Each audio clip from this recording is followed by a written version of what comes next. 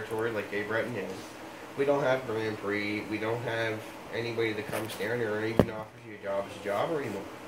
You can't even make $50, $60 a night as a good, as it's like, oh look, you go down to the pizza shop number 2. Oh look, you go over to here and there's posters with guys' names on them, and then there's the undercard, and the guys that are on the top, they're not making anything. They're making, let's say, $100, and then they got their T-shirt sales, and then after that, there's not much income, especially when it comes to the independents around here. So, if you're looking into being, getting into the career of professional wrestling in Cape Breton or anywhere in Nova Scotia, you're in like bear territory. It's Death Valley as far as getting trained and getting at least cementing yourself in the business, because there's favoritism. Not only is it favoritism, but it's just the fact is that that there's guys that will bring some money, and the guys that will bring you money, are unfortunately guys that don't have a lot of talent.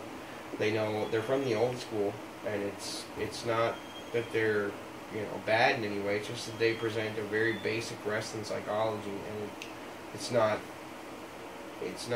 what I would call viable now at this day and age. Bacon, if you were watching wrestling recently, well, I shouldn't even say recently, what's your opinions on Daniel Bryan's run? He seemed to do pretty good in a short amount of time. Do you think he was a top babyface, or? I don't watch the program anymore because obviously it's gotten to the point where we've got about maybe 45 minutes of wrestling and 70 minutes of this stuff that they call, what a storyline used to be, but was what had happened in the ring. It's how the story was told. It was how, it was why you wanted to watch certain things that, would happen. Why do you think Iron Sheik and Hulk Hogan? It wasn't because you saw the two best performers in the ring. It was the two best storytellers at that time. If you wanted to watch something that was thoroughly athletic, then go ahead. Watch Bruno Sammartino versus Bob Backlund. But if you want to see a story conducted, then you watch, something like Iron Sheik versus Hogan, the first time the winning belt. That's wrestling. Even if Hogan is a 1 out of 10 wrestler, that's it. What's your creative thoughts on Hacksaw Jim Duggan in the early 90s with him?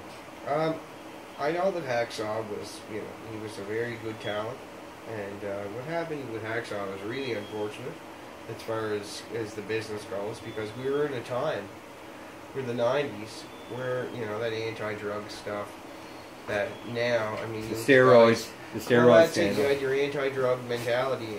Nowadays you look at guys like Sabu or RVD, they get caught with Vicodin and pot, just scratched off the label, nobody says anything, and 3 years later they're wrestling back in WWE. But with Hacksaw and Iron Sheik, they paid the price. It worked out great for the Sheik because he ended up in WCW. Did you see that story about them? When Hacksaw and the Sheik went to jail? Hacksaw's old man was one of them. I've met Jim twice. And I've You've met Hacksaw Jim Duggan twice? Yeah, Hacksaw really? Jim Duggan twice. Right on. I met him. The first time I met him was in North Sydney, and the second time I met him was at a wrestling match in Eskasoni, where him and Rick the Model Martel were actually both at, and it was like, okay, and they came into the locker room, and it was like everybody. Who the fuck was that at? Well, this is Eskasoni. They had a wrestling. I think it was probably like 3 years ago now. Oh. It was like a lot of guys in the undercard were just there. I remember little Petey Pump was on the card, and then there was Rick Martel, the model. Dun, dun, dun, of course. He must be hurt. Well, that's it, and it was like he's been retired for a long time, so I don't know if it was more personal appearance. Yeah, but anyway, go on. But it was just very peculiar to see that Hacksaw Jim Duggan got decimated the way he did because of being caught. Everybody in that whole entire dressing room during the 80s and 90s, whether it was Bret the Hitman Hart, whether it was Shawn Michaels, whether it was Razor, I think we've all seen their documentaries, that show what...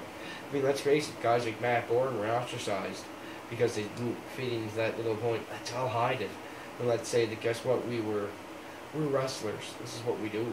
No, it's the fact is, As much as I don't like Matt Bourne, met him once, and then I met his double another time. I was with you. That's when we did it. Yeah, you didn't meet him. You just met his double twice. Yeah. No, what did he say? I met him once. What did he say though? When he's like, "I'm fucking Ryan from Boston" or something. We're like, "What the fuck?" He was from Boston. He was a fellow that said that he was.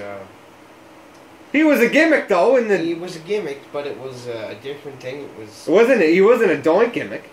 Well, it was a doink gimmick, but here's the thing: was the fact that Matt Bourne died only 3 days later, and shit. Oh yeah, I know, yeah. You know, so and then we're thinking like, what the fuck? Well, like, the guys, you know, when it comes to legitimate like law, when it comes to like having something that is okay, here we're going to make posters for it, you can get caught between, you know, like you know, you can get caught a lot between a rock and a crosshair. You know, that's what I like to say.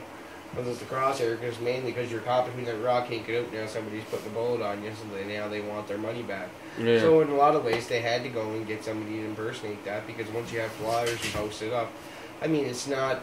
It is that weird line of legality. It's like, hey, we have Doink the Clown. That doesn't mean that anybody can't be Doink the Clown. I mean, I can put you in Doink the Clown fucking suit right now, and you say, guess what? Look, Doink the Clown. Here he is. There he is. Yeah. I'm not breaking my contractual rule. I'm not Copyright fucking up anybody motherfucker. that's bought tickets. But, you know, the person, the hardcore wrestling fan that sees what's going on is... Bacon, hard one that I've been watching a lot about of it lately. I have one strong side of one thing, and another heartfelt side to another thing. And then there's a couple people involved that I felt bad for, but Montreal Screwjob. What's your thoughts? What's your thoughts on the two wrestlers? And well, who gives a fuck? Because it's just the two wrestlers. Yeah. Think that, oh, you're Canadian. No. We all swing one way. You know, It's like being gay or homosexual. It's complete work. Everybody knows right now. Like everybody knows. Like, You think it's a work? It was complete Fuck! work. I'm gay. You know, it's one of them things that Brett wanted to leave a lot. I believe, as a person who knows the psychology of wrestling, I mean, there will be no other better way to cement your lasting legacy into which a company that you loved working for, that you know, really were pissed off to leave. So, you know, let's just say it this. Brett won and ended in a schmaltz. Hunter Hearst Helmsley, or Triple H, or Paul, or whatever you fucking want to call it, you know, ended in this. But I believe that in my heart of hearts that, you know, that Paul and Vince and Brett and Sean got together and they said, how in the fuck can we actually work this out? So everybody goes, why in the fuck would you make so much money off it now? I mean, if it was such a controversial issue, why would you put it out? Why would you do things like, you know, I can't remember what WrestleMania was. I think it was 26 or 25 when Shane basically reenacted it on the Saturday Night's Main Event. And I was thinking, like, I even wrote an email. That was before I even got in the business, and I wrote an email to Bret Hart, and I said, that's the most despicable thing. And, like, I knew how much now, looking back, how much of a mark I was to fucking email it. You were marking out on Hart? I marked out. I marked out huge on Hart. Hart. Like 20, maybe 19, 20, and But Mark's a huge, Brett's a huge mark for himself. Oh, totally. Totally. I mean, if you haven't ever met the Hitman, I mean, like, if you've never met the Hitman, then you can have your own illusions about. Bacon, you met the Hart is. Hitman once when you were a fucking Well, child. here's the thing. A lot of people say, "Oh, you met the Hitman." I met Bret Hart. You were 6 years old. When I was 6 years old, yeah, I got. Yeah, but Jesus Christ, you don't know. Later, I remember there was an autograph signing. It was like this. It was just after he had a stroke. It was in Ontario, and I went and I met him, and it was like fucking $12 or $15 an autograph. To sit there and to talk to somebody who's in a wheelchair. And it's not that I'm saying like anything like this, but you're far from beyond your glory days. I can see it was the Hitman sitting there with his jacket on, his shades and all this, but now, I'm not taking anything away from Brett. But this is the same guy that complained that, oh my God, Hunter Hearst Helmsley just got a better, higher rating than me. And I guess it's the thoughts of a man who literally should have better things to think about. You know what I mean? Yeah. He's a Canadian hero. Yeah, we don't have many. So, I mean, if you list your many links of Canadian heroes, Neil Young's a better guitar player than you. Bacon, if you're in wrestling, who's your Canadian hero? Right now, if I was to list my... No, not right now. No Canadian As hero. far as psychology goes... And wrestling all together. In wrestling all together, I'd have to say Stompin' Tom Connors would be my, I was saying in wrestling, yeah, I was just saying any of my Canadian wrestlers, I would have to say Butcher Pastrana. Stomping Tom Connors. Yeah, there you go. That's quite the answer, right? Quite the thing. It's like, this toothless fucking neck case. It's like, yeah, you gave me quite the answer. I guess that couldn't even coming up with an answer. Who's my favorite Canadian? Chris Benoit.